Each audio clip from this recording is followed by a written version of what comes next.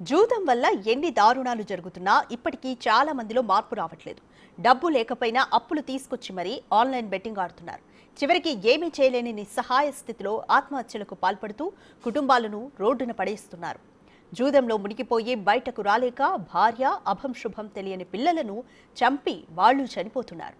ఇలాంటి సంఘటనే 2023లో సిద్దిపేట జిల్లాలో జరిగింది.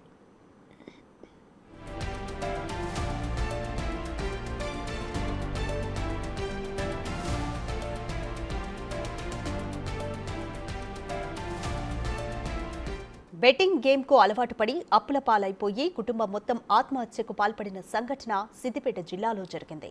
చిన్న కోడూరు మండలం రామునిపట్ల గ్రామానికి చెందిన ఆకుల నరేష్ కానిస్టేబుల్ ఉద్యోగం చేసేవాడు. ఆన్లైన్ జూదానికి అలవాటు పడిన నరేష్ సుమారు ₹1 కోటి వరకు నష్టపోయాడు. అప్పు చేసి మరీ బెట్టింగ్ ఆడేవాడు. దీంతో అప్పుల వాళ్ల వేధింపులు రోజురోజుకు పెరిగిపోవడంతో 2023 డిసెంబర్ 15న 2 పిల్లలను, భార్యను గన్తో కాల్చి తాను కూడా ఆత్మహత్య చేసుకున్నాడు. ఇదే అంశంపై మరింత సమాచారం మా ప్రతినిధి దుర్గారెడ్డి అందిస్తారు. సిద్దిపేట జిల్లా చిన్నకోడూరు మండలం రామునిపట్ల గ్రామంలో ఉన్నాం.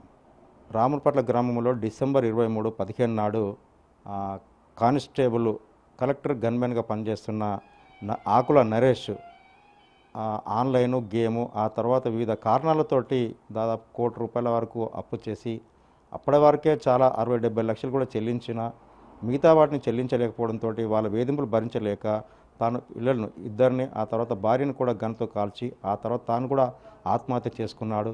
నిజంగానే తాను తండ్రి కూడా రాములు, లక్ష్మి తనకు వచ్చే ల్యాండ్ అమ్మి కూడా ఎకరం ల్యాండ్కి డబ్బులు కూడా వాళ్ళు చెల్లించారు. తాను బతుకుతులేమని చెప్పి తన అన్నదమ్ములు కూడా ఆర్థిక సాయం చేసిన తను ఆత్మహత్య చేసుకున్నాడు. నిజంగా రాములు తర్వాత లక్ష్మి తల్లిదండ్రులు ఉన్నారు. అసలు ఏం జరిగింది తెలుసుకునే ప్రయత్నం చేద్దాం. అసలు రాములు, అసలు నీకు ఎంతమంది కొడుకులు, ఈ నరేష్ ఎప్పుడు జాబ్లో జాయిన్ అయ్యిండు, ఎందుకు అప్పు చేయాల్సి వచ్చింది, మీకేమన్నా తెలుసు? సార్ నాకు ముగ్గురు కొడుకులు వాళ్ళు చదివించిన, వాళ్ళు పెళ్ళిళ్ళు చేసిన, మంచిగా చదివించి చేసిన, వాళ్ళు పెళ్ళిళ్ళు అయినాయి, పిల్లలు అయినరు, మంచిగానే మొత్తం బతికినాక వాళ్ళకి ఇట్లా ఆన్లైన్లో ఆడింది మాకు తెలియదు. ఇలా చేసిండు, అప్పులైనవి అంటే ఆడిని ఇడిని బయట తీసుకొచ్చి కూడా ఇచ్చిన, అవి ఓంగా కూడా మళ్ళీ ఉన్న ఆస్తి జాగా కూడా అమ్మిచ్చిన, అవన్నీ ఇచ్చినాక కూడా సరిపోలేదు. ఇట్లా చేసుకున్నాడు. ఎన్ని అయినాయి అని మాకు తెలియదు, అప్పుల సంగతి మాకు తెలియదు. ఇక వెనకసిరి వాళ్ళు తెలిస్తే అది ఆన్లైన్ వాళ్ళు చూసి చెప్తే మాకు ఉన్న కాడికి అమ్మి పెట్టినాం. ఇక మాకు ఇప్పుడు చేతులు ఏం లేకుండా అయింది. ఏం చేస్తారు, గట్టున్నది పరిస్థితి మాది. ఇప్పుడు ఇటువంటి ఆన్లైన్ ఆట ఆడి చాలా మంది ఖరాబ్ అవుతుండ్రు. ఇటువంటిది జరగకుండా నన్ను చూసుకోండి.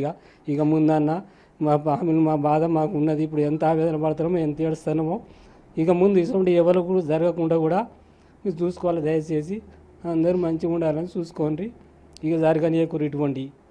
రాములు కొడుకుని పోగొట్టుకున్నావు, మన్మల్ని పడగొట్టుకున్నావు, తర్వాత వాస్తవం చూసినట్టయితే నిజంగా అప్పు ఎంతవరకు చేసి ఉంటాడు? అప్పు సార్ అప్పుడు ఎంత, ఇప్పుడు అందులో వాళ్ళు వెనక్కి చెప్తారు కదా సార్, ₹1 కోటి దాకా చేసిండ్రు. అప్పు ₹1 కోటి దాకా అయింది అన్నాడు. అది భరించలేక కొన్ని కట్టినగా ఇదే తీసుకొచ్చి కట్టినావు, కానీ అది సరిపోక ఆయన ఈ పిల్లల్ని అంత ఆత్మహత్య ఇట్లా చేసిండు సార్.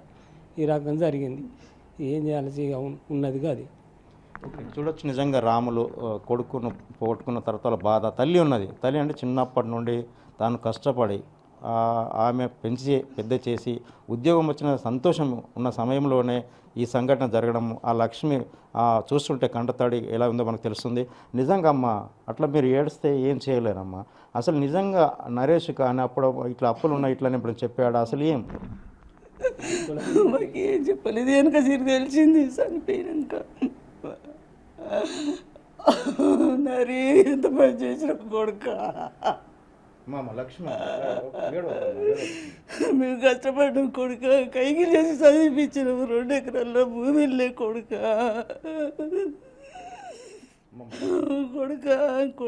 మోంచర్ర కొడుక నాని.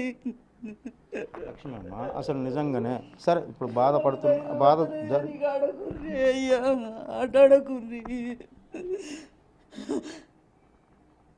ఇట్లాంటి ఆన్లైన్ గేమ్లు చాలా మంది ఆడుతున్నారమ్మా. వారు మీరు ఇచ్చే సలహా?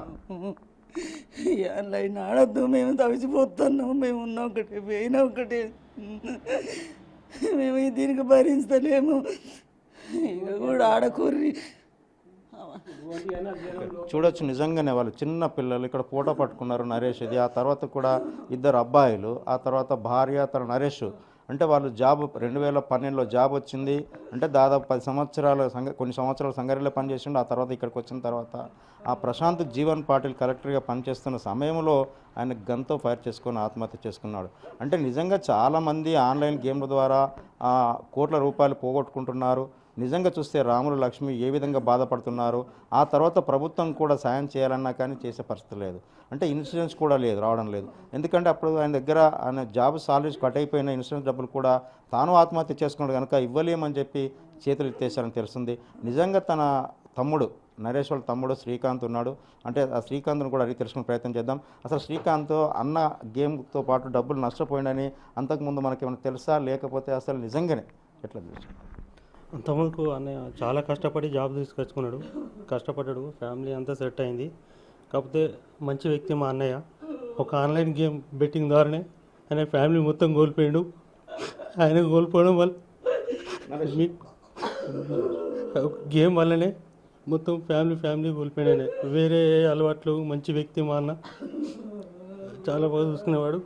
ఒక ఆన్లైన్ బెట్టింగ్ వల్లనే మరి ఎంతవరకు అప్పు చేసి ఉంటాడు? నిజంగానే అంత అదే పరిజ్ఞానం ఉన్న వ్యక్తి అంటే ఎవరైనా ఇంప్రెస్ చేశారా ఆయనను ఆ గేమ్ ఆడడానికి, లేకుంటే ఏ రకంగా ఆయన అంటే ఎవరు ఆ యాప్ లింకులు పంపిరో ఏందనేది బయట నుంచి తెలియదు సార్. ఆయన అప్పు ఎంత ఉందనేది కూడా మాకు తెలియదు. అన్నయ్య చనిపోయిన తర్వాత డిపార్ట్మెంట్ నుంచి స్టేట్మెంట్ తీసి ఇంత కోటి వరకు పోయిందని చెప్పి చెప్తే అప్పుడు మాకు చనిపోయిన తర్వాత తెలిసింది. ఒక ఆన్లైన్ గేమ్ ద్వారానే ఫ్యామిలీ మొత్తం బలైపోయింది సార్. ఓకే, ఇప్పుడు ఇంకా కూడా ఇప్పుడు చాలామంది ప్రైవేటు ప్రభుత్వ ఉద్యోగులు కూడా ఆడుతున్నారు. వారికి మీరు ఇచ్చే సలహా శ్రీకాంత్? అందరికీ దండం పెట్టి చెప్తున్నా, మా పెద్ద రేటు కోల్పోయినాం, మా వదిన పిల్లలు అందరికీ కోల్పోయినాం. మేము ఎవరు కూడా ఇలాంటి ఆట ఆడద్దు. మా అమ్మ నాన్న చావుబతుల పరిస్థితులు ఉన్నారు. ఘోరం అంటే ఘోరమైన పరిస్థితి. ఆ గేమ్ ఆడి అందరు చనిపోతారు. దయచేసి గేమ్ ఆడకూరి. అందరికీ దండం పెట్టి కాలు మొక్కి చెప్తున్నా, ఈ గేమ్ ఆడకండి, చనిపోకండి. మీరు చనిపోవడం వల్ల ఉన్న వాళ్ళ పరిస్థితి ఇంకా బతుకున్న శవాలతో సమానంగా ఉంది. ఎవరు కానీ ఇలాంటి ఆట ఆడకండి, చనిపోకండి. చూడొచ్చు నిజంగా వాళ్ళను మనం మాట్లాడిసే పరిస్థితినే వాళ్ళ కళ్ళలకే నీళ్లు తిరుగుతున్నాయి. అంటే ఆన్లైన్ గేమ్ వల్ల ఎంత కోల్పోతున్నారో, ఆ తర్వాత డబ్బులు కొంచెం అంటే ఈ గేమ్ డౌన్లోడ్ చేయడము లేకుంటే ఆడడం వల్ల ఎలాంటి ప్రాణనష్టం జరుగుతుందో చూస్తున్నాం. ఆ తర్వాత కూడా చూడొచ్చు నరేష్ నిజంగానే చూస్తే ఒక మంత్రి ఎంబడి కూడా ఉన్నాడు. ఇక్కడ కలెక్టర్, ఆ తర్వాత హరీష్ రావు మున్సిపల్ చైర్మన్, వీళ్ళ కుటుంబ సభ్యులంతా కూడా ఆయన ఫోటో దిగింది కూడా ఇంట్లో పెట్టుకున్నాడు. అంటే తన గుర్తుగా ఇప్పుడు మాత్రం తల్లిదండ్రులు ఆ అన్నదమ్ములు మాత్రం ఆ గుర్తును చూసుకొని రోజు వాళ్ళు కంటతడి పెడుతున్న విషయం అయితే మనకు తెలుస్తుంది. నిజంగా చూస్తే వాళ్ళంతా చెప్తున్నారు, మా అన్నను కోల్పోయాము, మా పిల్లలను తీసుకుపోయాడు ఆయన. అప్పటి తర్వాత ఇప్పటికి కూడా ఇలాంటి గేములు కూడా ఎవరు ఆడొద్దు, ఎవరు నష్టపోవద్దు, ఎవరు ప్రాణత్యాగం చేసుకోవద్దని చెప్పి కూడా ఆ రాములు లక్ష్మి తర్వాత శ్రీకాంత్ అంటే తమ్ముడు తర్వాత తల్లిదండ్రులు కూడా వాళ్ళు చెప్తున్న పరిస్థితి అయితే కనిపిస్తుంది. మనం చూడొచ్చు నిజంగానే ఇప్పటివరకు అయితే సిద్దిపేట జిల్లాలో చాలామంది కూడా కొంతమంది గేమ్ ఆడి చనిపోవడం జరిగింది. బయటకు వెళ్తే సమాజంలో వీటిపై వాళ్ళు తిరగలేకపోతుంటారని చెప్పి తల్లిదండ్రులు కావచ్చు, బంధువులే కానీ ముందుకు రాలేని పరిస్థితి ఉంది. కానీ వీళ్ళు ఇచ్చే సలహా చూస్తే మాత్రం ఇప్పటికైనా కానీ గేములు ప్రభుత్వం నిషేధించాలని చెప్పి రాములు లక్ష్మి శ్రీకాంత్ నరేష్ వాళ్ళ కుటుంబ సభ్యులు చెప్తున్న పరిస్థితి మనకు కనిపిస్తుంది. కెమెరామెన్ కృష్ణతో దుర్గారెడ్డి, బిగ్ టీవీ.